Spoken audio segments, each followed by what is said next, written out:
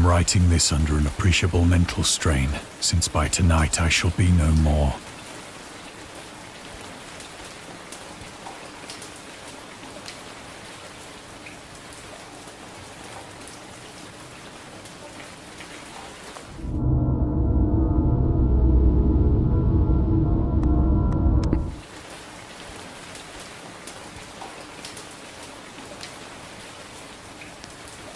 Penniless, and at the end of my supply of the drug which alone makes life endurable, I can bear the torture no longer, and shall cast myself from this garret window into the squalid street below.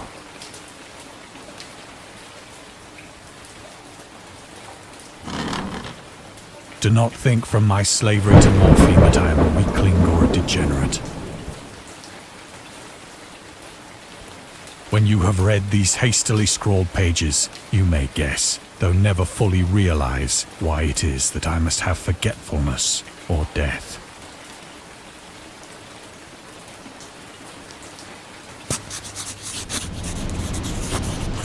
It was in one of the most open and least frequented parts of the broad Pacific that the packet of which I was supercargo fell a victim to the German sea raider.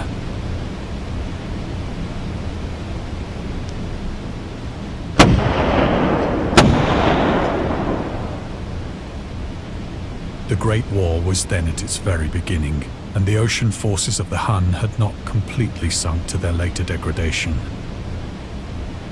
So that our vessel was made a legitimate prize, whilst we of her crew were treated with all the fairness and consideration due us as naval prisoners.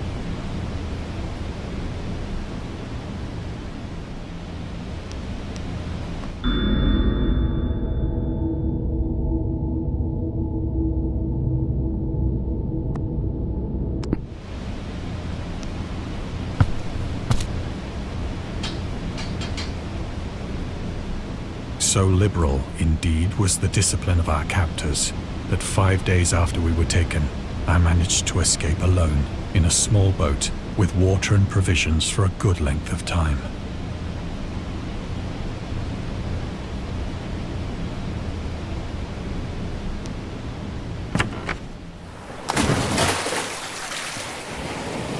When I finally found myself adrift and free, I had but little idea of my surroundings. Never a competent navigator, I could only guess vaguely by the sun and stars that I was somewhat south of the equator. Of the longitude, I knew nothing, and no island or coastline was in sight.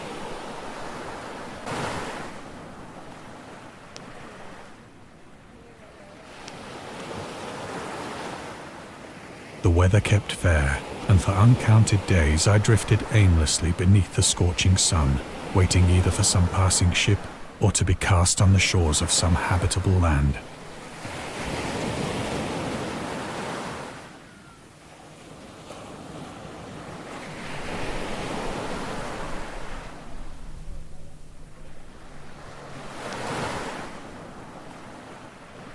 But neither ship nor land appeared, and I began to despair in my solitude upon the heaving vastness of unbroken blue. The change happened whilst I slept. Its details I shall never know, for my slumber, though troubled and dream-infested, was continuous.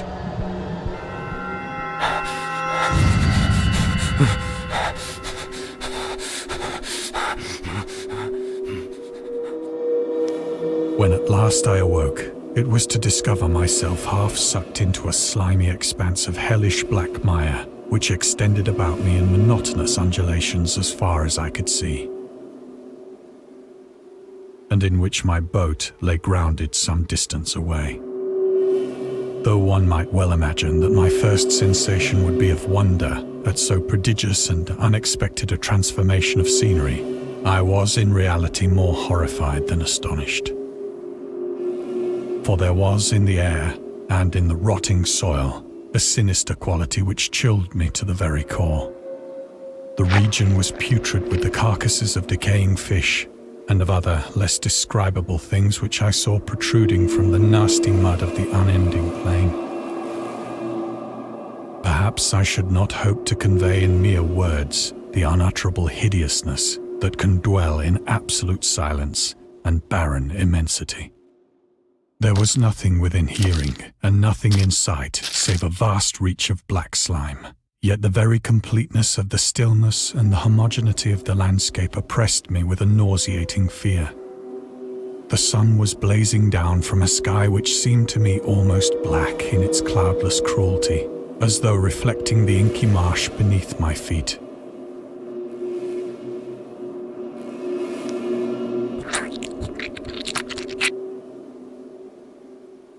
As I crawled into the stranded boat, I realized that only one theory could explain my position. Through some unprecedented volcanic upheaval, a portion of the ocean floor must have been thrown to the surface, exposing regions for which innumerable millions of years had lain hidden under unfathomable watery depths. So great was the extent of the new land which had risen beneath me that I could not detect the faintest noise of the surging ocean, straining my ears as I might. Nor were there any seafowl to prey upon the dead things.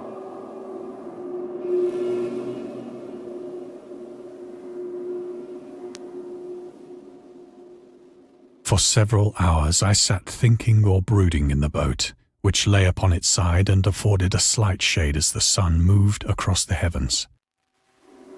As the day progressed, the ground lost some of its stickiness and seemed likely to dry sufficiently for traveling purposes in a short time. That night I slept but little, and the next day I made for myself a pack containing food and water, preparatory to an overland journey in search of the vanished sea and possible rescue.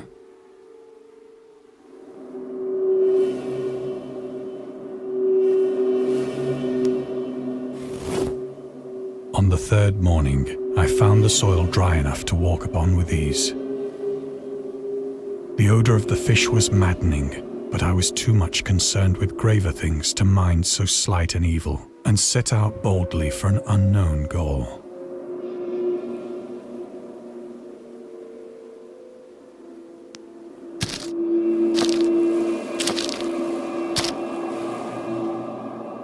All day I forged steadily westward, guided by a faraway hummock which rose higher than any other elevation on the rolling desert.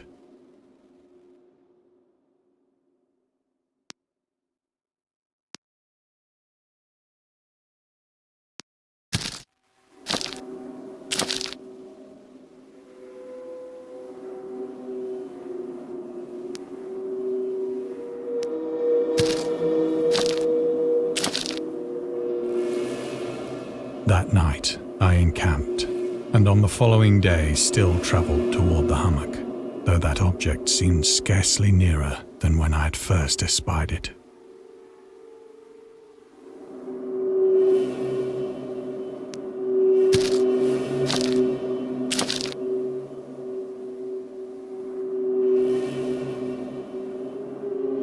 By the fourth evening, I attained the base of the mound, which turned out to be much higher than it had appeared from a distance. An intervening valley setting it out in sharper relief from the general surface. Too weary to ascend, I slept in the shadow of the hill. I know not why my dreams were so wild that night, but ere the waning and fantastically gibbous moon had risen far above the eastern plain, I was awake in a cold perspiration, determined to sleep no more. Such visions as I had experienced were too much for me to endure again. And in the glow of the moon I saw how unwise I had been to travel by day. Without the glare of the parching sun, my journey would have cost me less energy. Indeed, I now felt quite able to perform the ascent which had deterred me at sunset. Picking up my pack, I started for the crest of the eminence.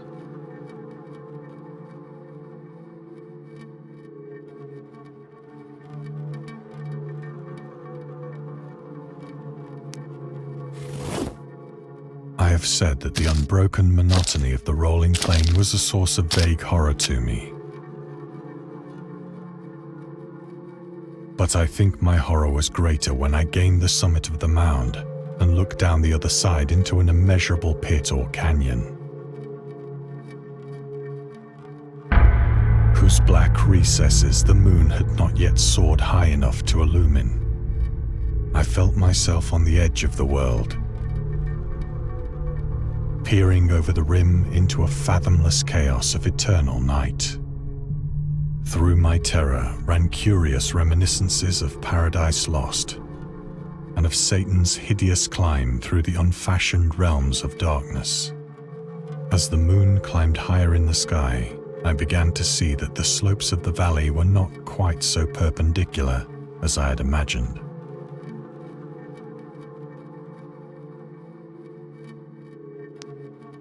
Ledges and outcroppings of rock afforded fairly easy footholds for a descent, whilst after a drop of only a few hundred feet, the declivity became very gradual.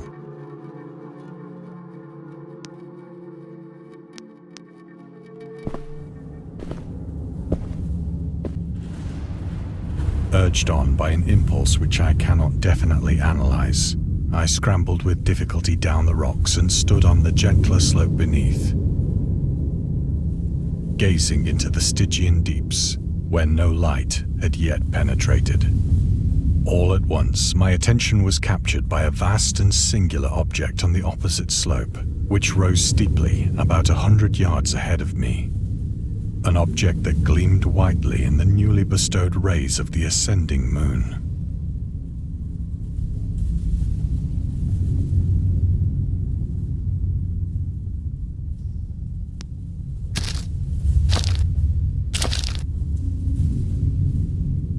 That it was merely a gigantic piece of stone, I soon assured myself. But I was conscious of a distinct impression that its contour and position were not altogether the work of nature. A closer scrutiny filled me with sensations I cannot express. For despite its enormous magnitude, and its position in an abyss which had yawned at the bottom of the sea since the world was young, I perceived beyond a doubt that the strange object was a well-shaped monolith, whose massive bulk had known the workmanship and perhaps the worship of living and thinking creatures. Dazed and frightened, yet not without a certain thrill of the scientist's or archaeologist's delight, I examined my surroundings more closely.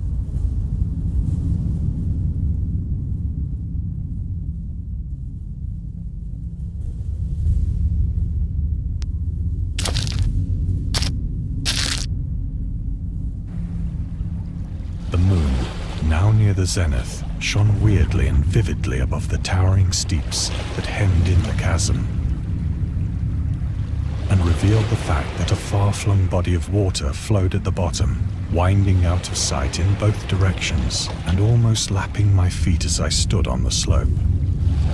Across the chasm, the wavelets washed the base of the Cyclopean monolith, on whose surface I could now trace both inscriptions and crude sculptures.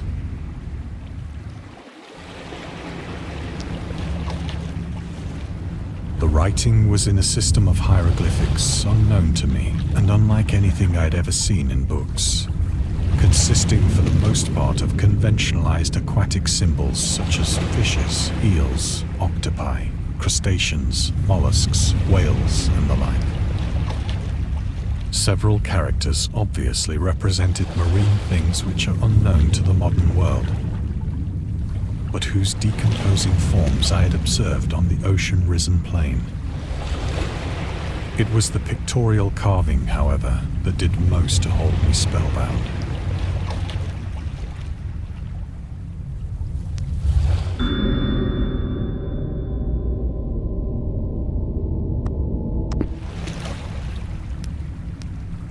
Plainly visible across the intervening water on account of their enormous size were an array of bas-reliefs whose subjects would have excited the envy of a Doré.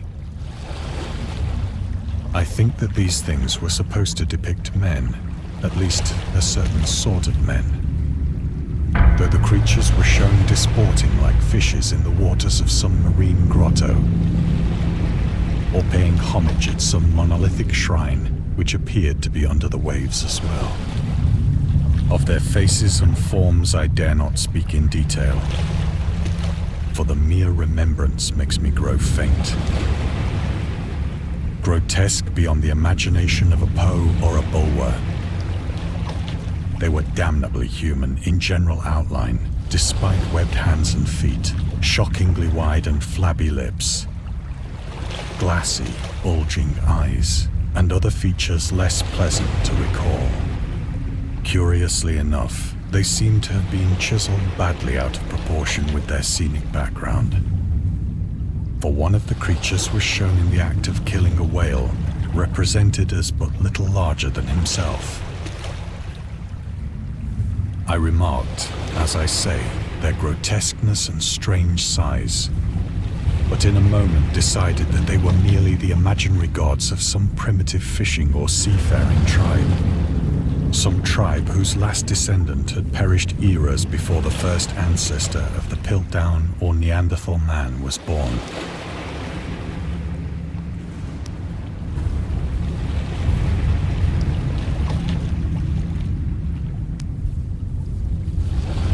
Awestruck at this unexpected glimpse into a past beyond the conception of the most daring anthropologist,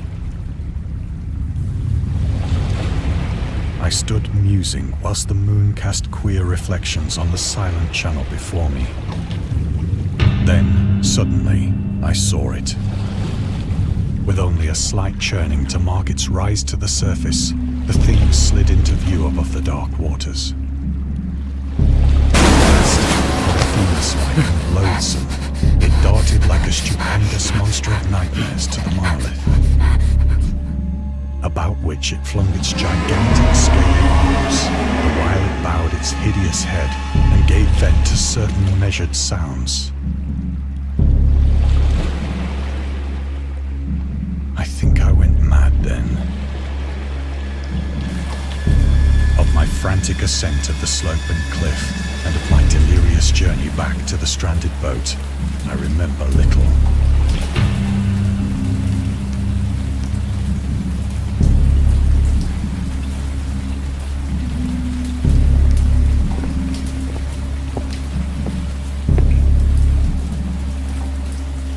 I believe I sang a great deal and laughed oddly when I was unable to sing.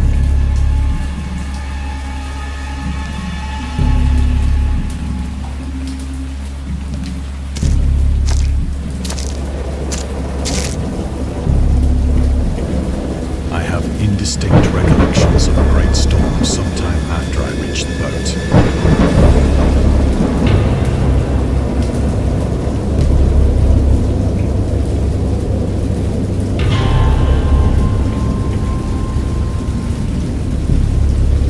At any rate, I know that I heard pearls of thunder and other tones which nature utters only in her wildest moods.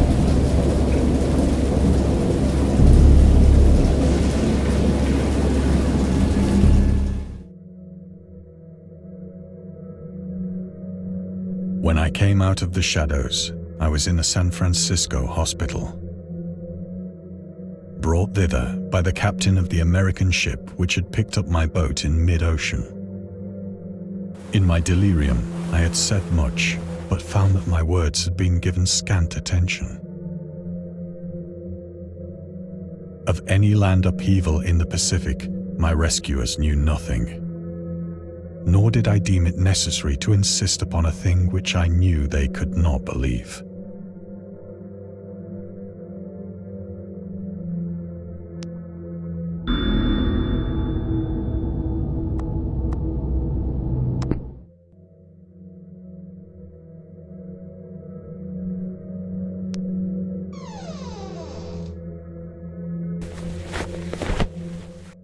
Once I sought out a celebrated ethnologist and amused him with peculiar questions regarding the ancient Philistine legend of Dagon, the fish god.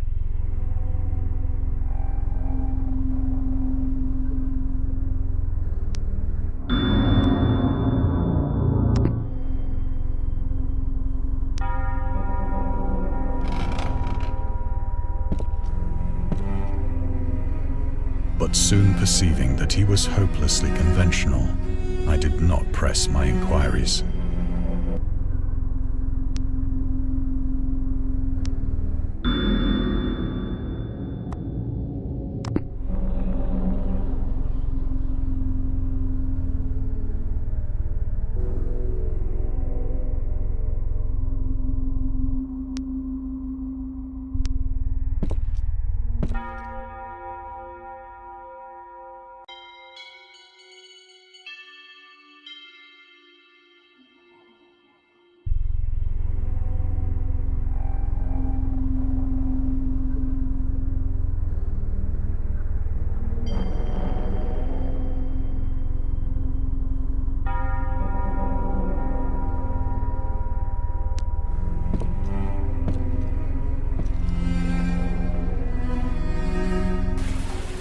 It is at night, especially when the moon is gibbous and waning, that I see the thing. I tried morphine, but the drug has given only transient surcease and has drawn me into its clutches as a hopeless slave. So now I am to end it all, having written a full account for the information or the contemptuous amusement of my fellow men.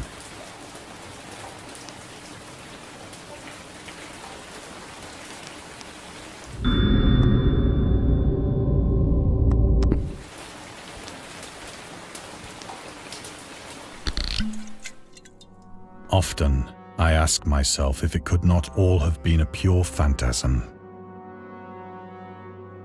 A mere freak of fever as I lay sun-stricken and raving in the open boat after my escape from the German man-of-war. This I ask myself, but ever does there come before me a hideously vivid vision in reply. I cannot think of the deep sea without shuddering at the nameless things that may at this very moment be crawling and floundering on its slimy bed, worshipping their ancient stone idols and carving their own detestable likenesses on submarine obelisks of water-soaked granite. I dream of a day when they may rise above the billows to drag down into their reeking talons the remnants of puny, war-exhausted mankind. Of a day when the land shall sink and the dark ocean shall ascend amidst universal pandemonium.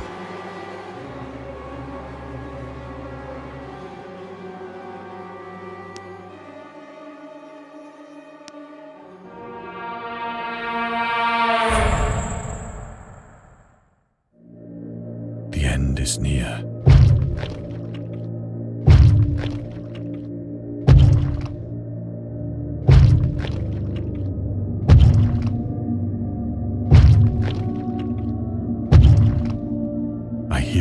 At the door, as of some immense slippery body lumbering against it.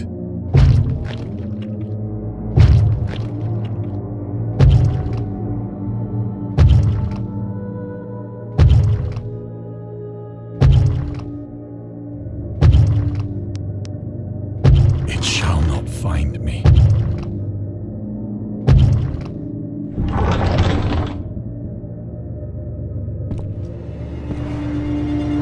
God, that hand!